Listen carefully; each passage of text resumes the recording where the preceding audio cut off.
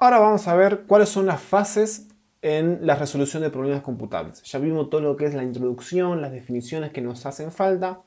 Ahora vamos a ver por qué fases tenemos que atravesar para poder resolver un problema computable. Vamos directo al grano. La primera fase es la de comprender el problema. ¿Qué significa? Que yo me enfrento a un problema, a un enunciado, yo tengo que poder comprenderlo, entenderlo, que este problema no dé lugar a ambigüedades. ¿Qué significa que un problema sea ambiguo? Que tenga varios significados, que una misma cosa tenga varios significados. Eso quiere decir, entonces no tiene que ser ambiguo, no tiene que dar lugar a varios significados, sino que tiene que representar la misma cosa, tiene que dar lugar a una sola concepción, a un solo significado. ¿Sí? Tiene que los términos que aparecen en el problema tienen que ser claros. ¿Sí? Entonces, esta fase se divide en tres etapas. La primera es la de reconocer los términos. Es lo que yo le decía recién. Reconocer todas aquellas palabras que me resulten extrañas, que tenga alguna confusión, que el problema me pueda dar alguna confusión y la tenga que aclarar. En el caso, por ejemplo, de algún examen parcial que les toque, levanto la mano y pregunto si tengo alguna duda sobre el ejercicio, sobre qué tiene que hacer el ejercicio. Entonces, el problema lo tengo que conocer totalmente. No tengo que tener ninguna duda del problema al cual me estoy enfrentando. El segundo punto me dice identificar entradas, salidas y condiciones. La mayoría de los problemas tienen entradas, ¿sí? Casi todos los problemas tienen entradas, es decir, aquellos datos, aquellas cosas que va a necesitar un problema para poder, o un algoritmo en este caso, para poder ser resuelto. Por ejemplo, veíamos en el video anterior un caso, por ejemplo, de una receta de cocina. Yo no puedo empezar a hacer la receta de cocina, el procedimiento de la receta de cocina, si yo antes no tengo los ingredientes, que serían como mis datos de entrada. La entrada, lo que yo le meto a mi receta, a mi procedimiento, van a ser esos ingredientes. Y todo algoritmo tiene una salida, que esto lo vamos a ver más adelante. Todo algoritmo o todo programa tiene una salida, tiene que devolver siempre algo. En el caso de los problemas computables, algún mensaje, algún resultado, algo tiene que devolver hacia el usuario final. Y condiciones que puedan surgir sobre los datos de entrada, como vamos a ver más adelante, por ejemplo, que un número sea entero, que un número sea real, que la salida tenga que estar expresada de tal manera, que sea un mensaje, que sea un número, que sea un número real. Son condiciones que lo vamos a ver más adelante para que quede bien claro con un ejemplo, a qué se refiere con esto de las condiciones. Y este tercer paso que dice ahí es el de diseñar casos de prueba. ¿Qué es esto de un caso de prueba? Como la misma palabra lo dice, como la misma expresión lo dice, son casos que me van a ayudar a probar que realmente mi algoritmo o mi programa funciona como yo lo deseo o como yo quiero que funcione. Es decir, yo le voy a dar ciertas entradas a mi programa. Por ejemplo, supongamos que mi programita recibe dos números, necesita dos números para poder empezar a calcular algo y yo espero que devuelva algo. Por ejemplo, yo espero que entre esos dos números me devuelva la suma entre esos dos números. Entre 10 y 5, mi programa tiene que devolver que la suma es 15. ¿Sí? Entonces, ese es un caso de prueba. Yo le doy ciertos valores a las entradas y obtengo tal salida. Entonces, yo tengo que diseñar casos de prueba, que los voy a diseñar yo, como les voy a explicar más adelante también, de una manera media astuta, media intuitiva, tengo que crear aquellos casos de prueba que me hagan como, entre comillas, romper el programa, que mi programa funcione mal o que mi programa tenga un error. ¿Sí? Es decir, yo tengo que tratar de diseñar casos de pruebas extremos en los cuales yo puedo imaginarme o puedo intuir que mi programa o mi algoritmo pueda fallar. ¿Sí? Que ya lo vamos a ver más adelante en la cuarta fase. En este ejemplo que veíamos, yo tengo dos números enteros y quiero obtener la suma. Entonces estos dos números enteros van a ser la entrada y la salida va a ser el resultado de la suma. 10 más 5, 15. Ese es un caso de prueba. Otro caso de prueba, por ejemplo, 0 más 0.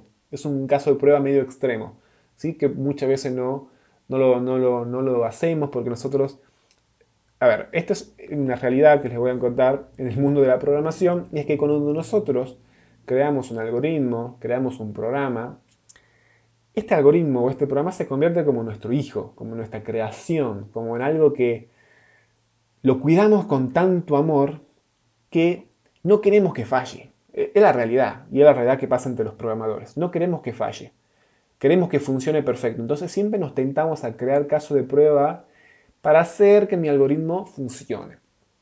Y después viene otro, me crea un caso de prueba súper extremo y me rompe mi algoritmo. Entonces, yo tengo que tratar de diseñar casos de pruebas extremos. Por ejemplo, 0 más 0. 0 más 0, yo espero que mi salida sea 0. Ahora, ¿el algoritmo hará eso? Lo veremos después. ¿Sí? Listo, entonces. Diseñar casos de pruebas es el tercero. Lo vamos a ver bien en detalle en la cuarta fase.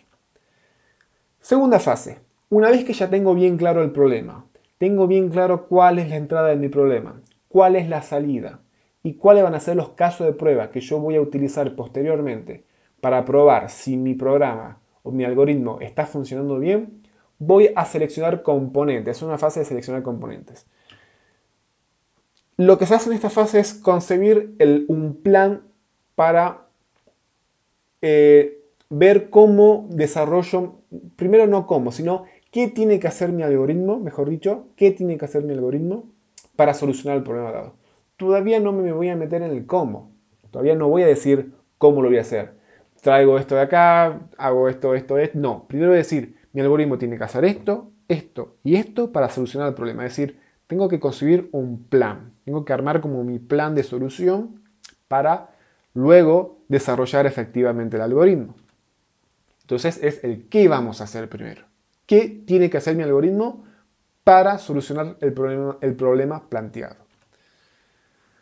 ¿Qué es un componente? Un componente es una porción algorítmica, es como un pedacito, un programita chiquito, lo podemos ver, o grande es a veces también, pero generalmente es una porción de un algoritmo chiquito que tiene una función bien clara y bien definida. Es decir, está hecho para eso y no está hecho para nada más. Por ejemplo, un componente para ingresar un número.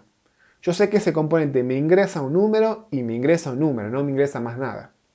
Un componente para mostrar. Yo sé que ese componente me muestra y no hace cualquier otra cosa que mostrar. No se pone a sumar, no se pone a restar, a dividir, a ingresar, a pedir. No. Muestra y nada más. ¿Sí? Es un componente que tiene una función bien clara y definida. ¿Sí? Entonces, estos componentes va a quedar más claro en las sucesivas unidades, cuando empecemos a ver componentes más complejos, en el cual ustedes van a ver que es una porción de un algoritmo en el cual tiene bien definida cuál es la función, qué es lo que tiene que hacer. ¿Sí? Entonces, fase 2. Concibo un plan. ¿Qué tiene que hacer mi algoritmo? Tiene que hacer esto, tiene que hacer esto, tiene que hacer esto, para después recién ir al cómo, a la fase 3. Diseño el algoritmo. Ahora sí voy a decir, mi algoritmo tiene que hacer esto. ¿Cómo voy a hacer para solucionar esto? Y bueno, pido tal cosa de acá, sumo estas dos cosas, después la divido por tal. O sea, acá ya me meto más en el cómo lo voy a realizar. ¿Sí? Un algoritmo, que lo vamos a ver en esta primera parte, no debe ser ambiguo. Lo que le decía hace rato. ¿Qué significa que no sea ambiguo? Que cada cosa o cada componente, cada parte de mi algoritmo tiene que hacer una sola cosa y no tiene que dar lugar a confusión de que haga varias cosas. Si yo digo que mi algoritmo ingrese A, mi algoritmo ingresa el valor A, no ingresa otra cosa. Entonces no tiene que ser ambiguo, no tiene que dar lugar a múltiples pensamientos, a múltiples interpretaciones. ¿Sí? Ingreso tal cosa y punto, se terminó ahí. Mi algoritmo se debe detener en algún paso. Cuando yo les expliqué en el primer video de que un algoritmo era una secuencia finita, ordenada y que, digamos, que le decía que era finita, que en algún momento se detenía, esto quiere decir que se detiene en algún paso. ¿Sí? Sí o sí un algoritmo no puede estar ejecutándose infinitamente en el tiempo. Sí o sí debe parar en algún tiempo. En algún momento, perdón. Y siempre debe tener una salida. Es decir, un algoritmo siempre, pero siempre que se les quede grabado a fuego en la mente, debe tener una salida. Por más que ocurra un error en mi algoritmo, bueno, en este caso, en esta materia no lo vamos a ver, pero ustedes cuando usan un sistema generalmente, este sistema siempre tiene una salida generalmente, aunque ocurra un error. Cuando ocurre un error en el sistema le tira un cartel. Ha ocurrido un error en el sistema. Pero eso es una salida, porque le está informando que ocurrió un error. Entonces, todo algoritmo, todo programa debe considerar que siempre hay una salida. Que en cualquier caso que yo esté analizando, siempre me tiene que devolver una salida. ¿Sí? Ya sea una salida de error. El programa no se cerró inesperadamente, por ejemplo. Pero que no que el programa me deje en la incertidumbre, en la inquietud de que se estará ejecutando o no, estará haciendo lo que pido o no, sino que el programa me informe qué es lo que hizo y si realmente lo pudo hacer o no. Siempre tiene que tener una salida. Herramientas en las cuales yo voy a poder especificar algoritmos o describir algoritmos. Herramientas textuales, a través del lenguaje nuestro natural. ¿Sí? Yo con palabras o escrito también lo puedo describir un algoritmo, como lo hicimos con los ejemplos de del primer video. Herramientas gráficas, diagramas de flujo, quizás en algún momento alguno habrá visto un diagrama de flujo, que son como rectangulitos, con flechas, circulitos que salen, ¿sí? Y diagramas de bloques, que son los diagramas que nosotros vamos a ver a partir de la unidad 2 para describir nuestros algoritmos. Son gráficas, porque son con dibujitos, con rectangulitos, en el cual en el caso del diagrama de bloques son rectángulos, en el cual como que se van apilando uno debajo del otro, y cada rectangulito tiene su forma y tiene su significado, entonces son herramientas gráficas. Y luego herramientas mixtas, que son los pseudocódigos, que es una mezcla entre lo que es el lenguaje natural que nosotros usamos y una mezcla entre el código formal, que son los lenguajes de programación, que en esta materia no lo vamos a ver, recién en la otra vamos a ver, que son como lenguajes que tienen una sintaxis, es decir, una forma en la cual ciertas reglas que yo tengo que seguir para escribir un programa son formales, digamos, no son tan al aire libre o informales como hablar en lenguaje natural y yo que le explique a mi compañero de al lado cómo se hace tal algoritmo o cómo hago para sumar dos números. ¿Sí? Los lenguajes de programación son más estructurados y son más formales y tienen ciertas reglas. El pseudocódigo es como un mixto entre un lenguaje natural, ¿sí? Y un lenguaje de programación. Y la última fase que nos queda es la de la prueba de escritorio. Si se acuerdan, en la primera fase, en el tercer punto, había uno que decía el diseño de casos de prueba. Ese diseño de casos de prueba, yo diseñaba los casos de prueba y yo ponía la salida que esperaba que mi algoritmo tenga. No necesariamente era la salida que el algoritmo realmente tenía, sino que yo decía 10 más 5 es 15. ¿Sí? Y probablemente mi algoritmo hace 10 más 5 y tira 16. Esto, ¿cómo vamos a saber si mi algoritmo funciona o no? En esta fase, en la fase de la prueba de escritorio. Voy a poner en la prueba de escritorio, voy a agarrar esos casos de prueba que yo diseñé en la fase 3, en la fase 1.3, voy a agarrar esos casos de prueba y como que lo voy a introducir en mi algoritmo. Es como que yo a mi algoritmo lo voy a probar con esos valores, ¿sí? Y después voy a corroborar la salida que me tira el algoritmo. Si la salida es la misma, perfecto, ¿sí? Mi algoritmo funcionó para ese caso de prueba. Si la salida de mi algoritmo tiró una respuesta distinta a la que yo esperaba que responda, por ejemplo, 10 más 5, mi algoritmo tiró 16 y el resultado correcto es 15, hay un error, ¿sí? Entonces, la prueba es un proceso en el cual se busca un error, se busca descubrir un error. No sirve de nada infinitos casos de prueba en el que yo siempre sé que mi algoritmo no va a fallar, que mi algoritmo va a ser perfecto. La intención de la prueba es descubrir los fallos, descubrir errores. Por eso se dice que un caso de prueba, que es el tercer punto, van a ver, es exitoso. Yo un caso de prueba lo diseñé exitosamente cuando encuentra un error en mi programa, en mi algoritmo. Y es medio raro, ¿no? Porque generalmente siempre asociamos lo que es el éxito con lo que es el bien, con lo que no es el error. En este caso, algo va a ser exitoso si ocurre un error, ¿sí? Por eso es raro. Entonces no le tengamos miedo a diseñar casos de prueba y que mi programa funcione mal, porque el objetivo de los casos de prueba y de la prueba de escritorio es eso, es encontrar los errores para que yo después me dé cuenta dónde tengo que corregir y corregir mi algoritmo y así mi algoritmo esté bien hecho. ¿Sí? Entonces, en el segundo punto dice que un buen caso de prueba es aquel que tiene una alta probabilidad de mostrar un error. Es lo que yo le decía al principio. Tengo que tratar de diseñar casos de prueba astutamente e ingeniosamente, sabiendo o intuyendo que para ese caso de prueba mi programita puede fallar. Como yo decía, ¿qué pasa si yo pruebo con el cero? El cero es como un caso extremo, porque el cero es un número que a veces es considerado natural, no es considerado natural. Algunos dicen que es par o es impar. Por cierto, el cero es par. Es positivo, es negativo. Entonces, el cero siempre es un número que da problemas. Entonces, yo me tengo que diseñar casos de prueba para esos extremos, esos números extremos o esos datos de entrada extremos que yo sé que el algoritmo puede fallar. ¿Sí? Veamos un ejemplo de algoritmo. ¿Sí? Ejemplo de un algoritmo en el cual apliquemos todas las fases.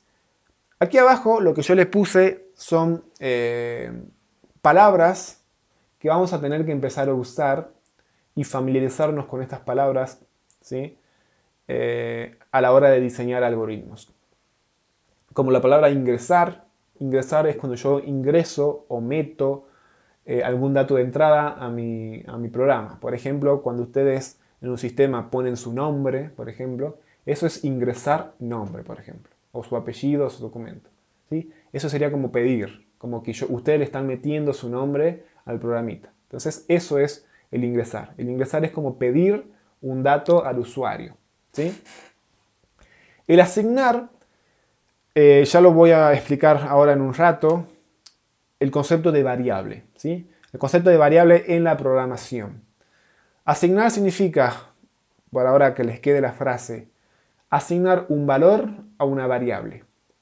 Por ahí les puede resultar medio chino básico porque ni siquiera saben qué es una variable y mucho menos qué es asignar. Pero asignar es como guardar un valor, guardar algo que yo quiero, por ejemplo, un número, mi nombre, mi edad, algún dato que a mí me sea de relevancia, guardarlo en algún lugar de la memoria de la computadora. ¿Sí? Ya les voy a explicar bien el concepto de variable.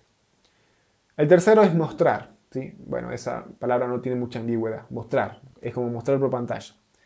La cuarta quizás sí es nueva, que es la de sí, condición, entonces.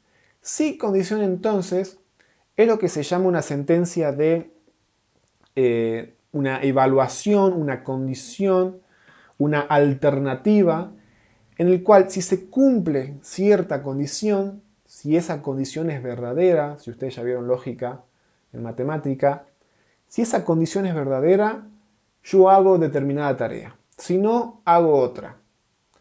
Por ejemplo, si hoy llueve, entonces voy a dormir la siesta. Si no, me voy a poner a estudiar elementos de programación. Mentira, pero bueno, supongamos que es así. ¿Sí? Entonces, hay una condición. Si hoy llueve, ¿sí? Entonces voy a dormir la siesta. Si no, me pongo a estudiar elementos de programación. Esa condición se evalúa. A ver, me fijo afuera. ¿Llovió o no llovió? Si llovió, es verdadero. Entonces hago lo que está por el lado del sí, digamos. Hago por lo que se hace por el lado del verdadero. Me fijo, ¿llovió? No, no llovió. Entonces hago lo que haría por el lado del no. Hago lo que haría, sin juego de palabras. Voy a hacer lo que yo le indiqué a mi programa que haga en el caso de que no se cumpla esa condición. ¿Sí?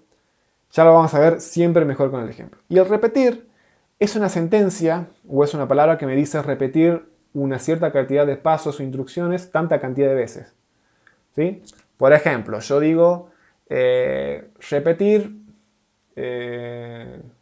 por ejemplo, hacer flexiones de brazos, por ejemplo. Repetir 20 veces.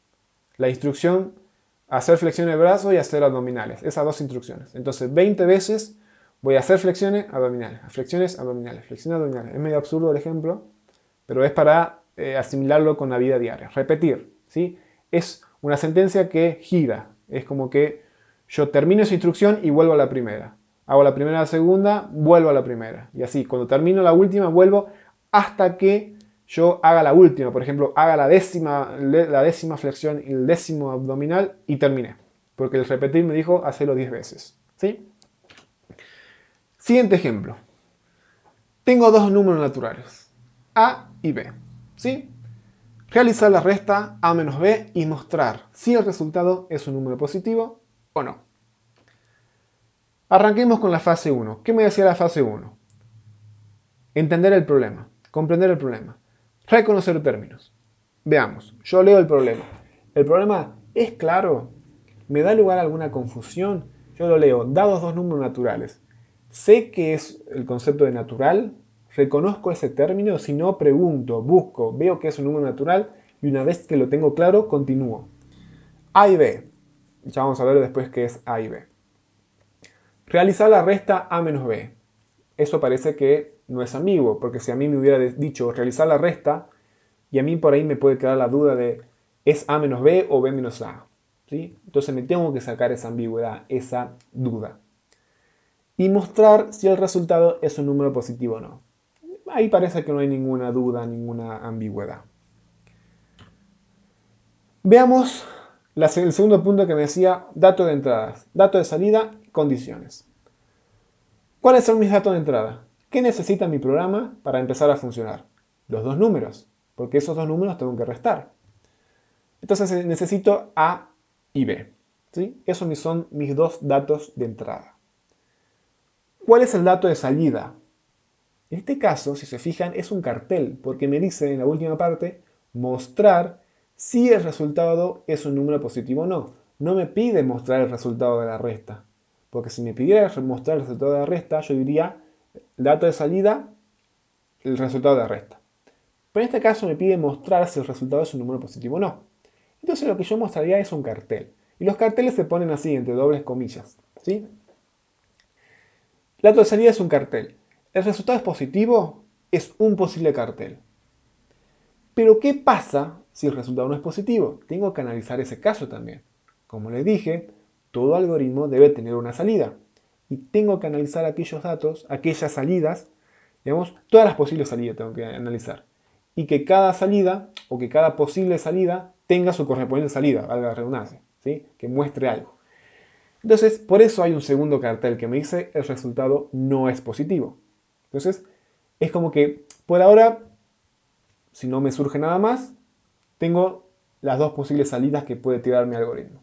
Espero que hasta ahí se vaya entendiendo. Es mucho, a veces es complicado al principio, pero a medida que vayamos practicando y haciendo, se va a ir entendiendo mucho mejor. Las condiciones. ¿Se acuerdan que yo les dije las condiciones? Son condiciones, son restricciones que le ponemos a los datos. En este caso, A y B deben ser naturales, porque me lo dice la consigna. Me dice que los números A y B son naturales. Y bueno, la restricción, que la salida es un mensaje. ¿Sí? No es tanto una restricción o una condición, pero lo pongamos para aclarar mejor el panorama. ¿Sí? Casos de prueba. Diseño casos de prueba para luego meterlo a mi algoritmo y ver si realmente funciona. Por ejemplo, los casos de prueba le tengo que dar valores a las entradas. Entonces, mis dos entradas, ¿cuáles eran? A y B. Entonces le doy, por ejemplo, a un valor de 10 y a B un valor de 3. ¿Y mi salida cuál tendría que ser? ¿Sí? Yo como mente humana inteligente y que sé sumar y restar, yo diría, listo, 10 menos 3 es 7, entonces el resultado es positivo. ¿Sí? Eso es lo que tendría que tirar mi programa. Veamos otro caso de prueba. 8 y 10. 8 menos 10 es menos 2, entonces la salida tendría que ser que el resultado no es positivo. Y veamos un caso extremo. ¿Qué pasa si yo resto dos números iguales? Porque la consigna nunca me dijo que los dos números no podían ser iguales. Entonces, es un caso de prueba válido. Porque en las condiciones no me dijo nada. Yo no puse ninguna restricción que los números tendrían que ser distintos. Entonces, yo digo A igual a 7 y B igual a 7. Esto es 0. ¿Funciona mi algoritmo para ese caso? Ya vamos a ver. Pero se supone que el algoritmo tiene que decir que el resultado no es positivo. Porque el 0, consideremos positivos, eso es una condición más que podríamos poner, ¿sí? Para que no quede ambiguo. O para preguntar, por ejemplo. Podría preguntar, profe, ¿un número positivo, el 0 lo considero como positivo o no? Y yo en este caso le diría no, el 0 no lo voy a considerar como positivo. Lo voy a considerar como un 1, el 1 en adelante lo voy a considerar como positivo. Al 0 lo voy a considerar como negativo, pongámosle. ¿Sí? Entonces ahí podría surgir una ambigüedad que me puedo sacar la duda. Entonces, supongo que para este caso el 0 no es positivo. Entonces la salida tendría que ser el resultado no es positivo. Vamos a la segunda fase. Fase 2, concebir el plan. Establecer qué es lo que tiene que hacer mi algoritmo. ¿Qué es lo que tendría que hacer primero? Pedir los valores de A y B. ¿Sí? Todavía no me meto en el cómo, me meto en el qué. Segundo paso, ¿qué tendría que hacer? Tendría que calcular la resta entre A y B. Después, ¿qué tendría que hacer? Determinar si el resultado de la resta es positivo. Y luego tendría que mostrar el mensaje. ¿Sí? Eso es el qué. Todavía no me metí en cómo. Esto no es el algoritmo, sino que es como una guía que me va a servir en la fase 3 para construir el algoritmo. Bueno, salió justo la imagen esta. ¿Se acuerdan que hace rato les nombraba el concepto de variable? ¿Sí? Cuando les hablaba de la palabra de asignar. Una variable, sí, todos sabrán que en cualquier computadora, incluso en el celular, tiene una memoria RAM. Una memoria RAM que puede ser, por ejemplo, 4, 8, 16 GB, 32, etc. Esta memoria RAM guarda cosas, guarda valores. Y esta memoria RAM la podemos ver como una tablita. En este caso, bueno, se ve una sola fila, ¿sí? Que es esta que está en gris. Pero la podemos ver como una tablita, como celdas, en el que cada fila guarda un valorcito. Una variable no es nada más que una celda de esa memoria. Es como una cajita que a mí me va a servir para guardar algún valor. Un número real, un carácter, una cadena, ¿sí? Entonces eso es una variable. Es como una cajita, es un lugar de memoria que a mí me va a servir para guardar un determinado valor y que se le pone un nombre significativo, el nombre que nosotros queramos. En este caso, por ejemplo, una variable que se llama número y que almacena el valor 35. Entonces el número es igual al valor 35. ¿Sí? Entonces eso es una variable, un lugar de memoria donde yo puedo guardar algo para luego utilizarlo. ¿Sí? Ahora sí vamos a la fase 3. Vamos a diseñar el algoritmo. ¿Se acuerdan las palabras reservadas o las palabras estas que les dije hace rato? Primer paso, ingreso A. A va a ser mi variable. Entonces podemos imaginar que en la memoria hay un lugar que tiene el nombre A y en ese lugar se va a almacenar el valor de A, que yo le meta por teclado, por ejemplo. Segundo paso, ingreso B. ¿Sí? Mis dos datos de entrada. ¿Se acuerdan que el primer paso del qué era ingresar los dos valores o pedir los dos valores? Entonces estos dos primeros pasos se corresponden al primer paso de la fase 2. Ahora hago R igual a menos B. Y acá va a surgir un concepto y una confusión quizás. El igual en programación no se lo ve como que algo es igual a otra cosa, ¿sí? Como el igual de matemática, ¿sí? Como el símbolo de igualdad. En programación, el igual es el asignar. ¿Sí? Yo esta sentencia, bueno, no me di cuenta, pero yo podría haber puesto en la tercera instrucción asignar a R el valor de B menos A. ¿Qué significa el asignar o el igual? Significa que lo que está a la derecha, que en este caso es A menos B, lo estoy metiendo, a ver, voy a meter, ¿sí? Lo que es esto, esto. Lo que es esto, lo estoy metiendo en esta variable, que es flecha horrible, pero bueno, ¿sí? Entonces, supongamos que yo acá tengo un lugar de memoria con la variable R, ¿sí? Estoy escribiendo a mano alzada, por eso sale horrible. Y que por ejemplo acá es 4 menos 2, ¿sí? Que esto sabemos que es 2. Entonces el resultado que está acá se almacena en R, que es 2, ¿sí? Eso es el significado del igual en programación. Es el asignar. Guardo lo que está a la derecha del igual en la variable que está en la izquierda, que en este caso es R. ¿Sí? Si yo acá tuviera R igual a 10, entonces acá iría un 10. Porque digo, a R le asigno, ese es el significado del igual, le asigno el valor 10. Bien, listo, clase de variables, fuera.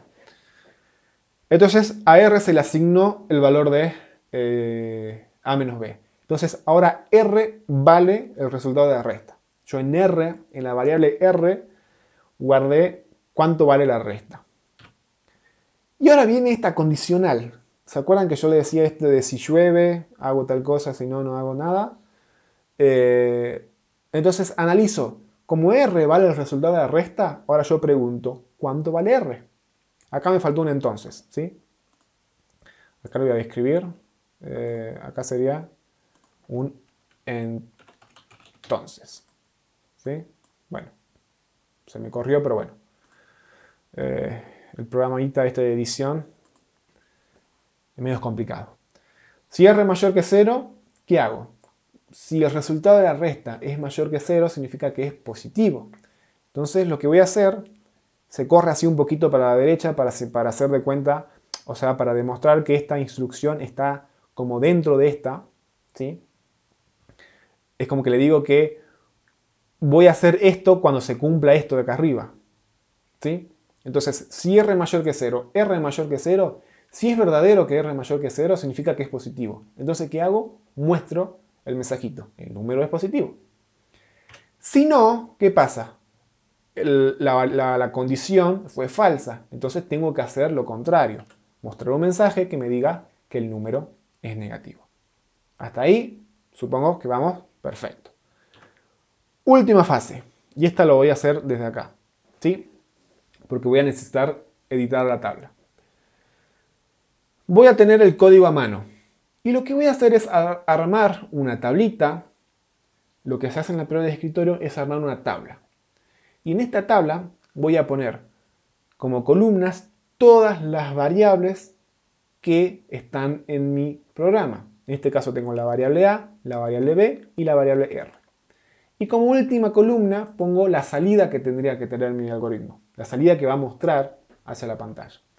Entonces lo que voy a hacer es agarrar, que es acá, el caso de prueba, los 3 casos de prueba que hice, y los voy a hacer correr a mi algoritmo con ese caso de prueba. El primero es el 10 y el 3. Se me está haciendo eterno el video, pero mejor que se entienda a que quede a medias.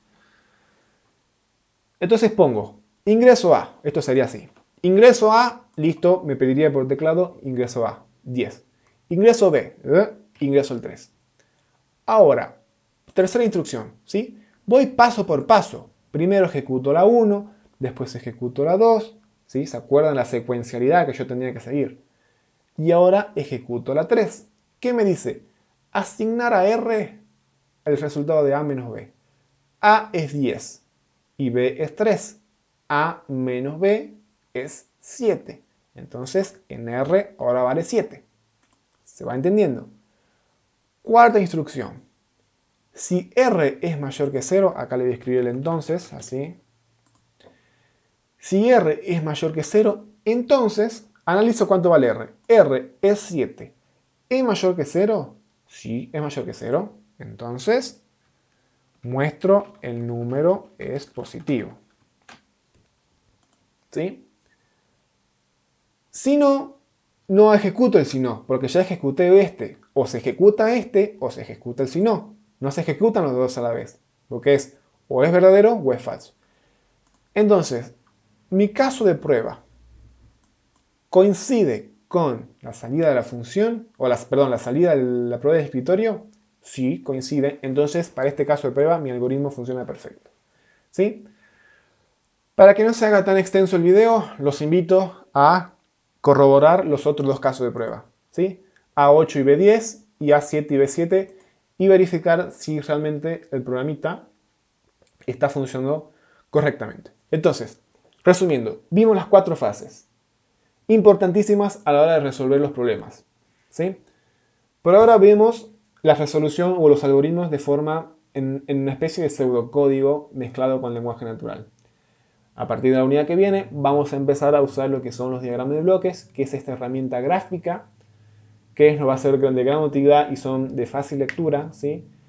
Y que vamos a poder hacer programas mucho más extensos.